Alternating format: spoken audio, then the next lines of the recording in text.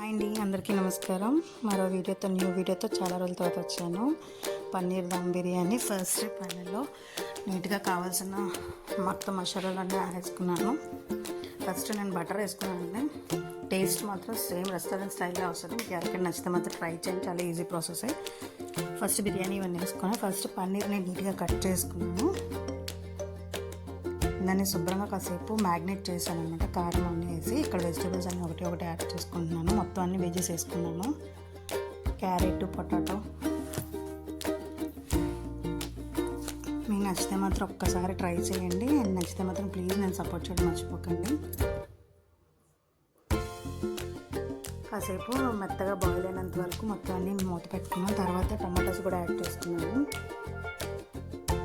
Taste అయితే మాత్రం same restaurant స్టైల్లోనే వచ్చిందండి. ఇక్కడ చూడండి, పన్నీర్ నీట్గా సన్నంగా కట్ చేసుకుంటున్నాను.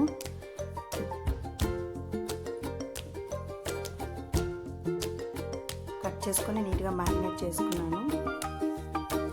దాన్ని మళ్ళీ మిడిల్లో కూడా కట్ చేసుకున్నాను పీసుల్లాగా. ఫస్ట్ కొంచెం కారం, సాల్ట్, గరం మసాలా, అల్లం వెల్లుల్లి పేస్ట్ యాడ్ చేసుకొని నీట్గా మ్యారినేట్ చేసుకొని టైం అయితే 10 to 15 minutes ఉంచుకోండి. టైం లేనప్పుడు మ్యారినేట్ చేసి కాసేపు జస్ట్ 10 minutes ఉంచి ఆ వెజెస్ బాయిల్ అయ్యే లోపల దీన్ని ఫ్రై చేసుకోవచ్చు నీట్గా. ఇక్కడ వెజిటేబుల్స్ అన్నీ చూపిస్తున్నానండి, ఏమేమి కట్ చేసుకున్నాను. పక్కన బాండీ పెట్టుకొని అందులో ఆయిల్ వేసి కొంచెం పన్నీర్ని పీసెస్ని యాడ్ చేసుకుంటున్నాను. సేమ్ తందూరి స్టైల్లో వచ్చిందండి. ఇది నాన్ వెజ్ తినలేని వాళ్ళకి వెజ్ టైప్లో చాలా బాగుంటుంది. ఇంకో పక్క రైస్ కూడా యాడ్ చేసుకున్నాను దమ్ పెట్టడానికి.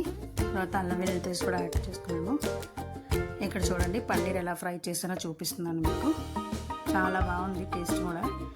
అండ్ లైట్గా గరం మసాలా కూడా యాడ్ చేసుకున్నాను అల్లం వెల్లుల్లి పేస్ట్. తర్వాత కొంచెం కారం స్పైసీనెస్ కోసం అండ్ కొంచెం సాల్ట్.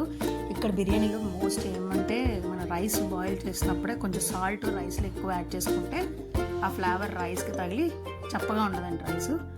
కొత్తిమీర అండ్ పుదీనా కూడా యాడ్ చేసుకున్నాను.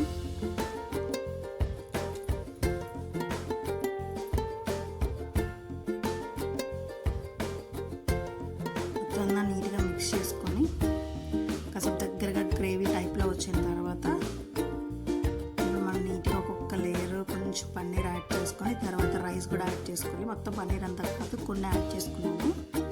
దాన్ని కూడా కొంచెం గ్రేవీ మొత్తం మిక్స్ అయినంత వరకు ఒక 2 minutes లిడ్ పెట్టేసి కాసేపు వదిలేసాను. నిజంగా టేస్ట్ మాత్రం చాలా బాగా వచ్చిందండి, రెస్టారెంట్ స్టైల్లోనే.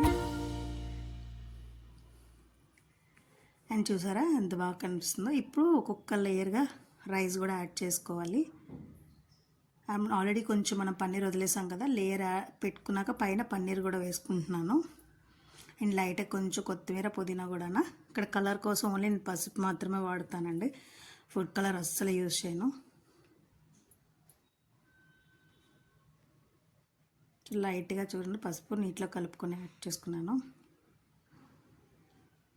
పైన కొంచెం గరం మసాలా యాడ్ చేసుకొని పైన మొత్తం నీట్గా కొత్తిమీర, పుదీనా వేసుకున్నాను.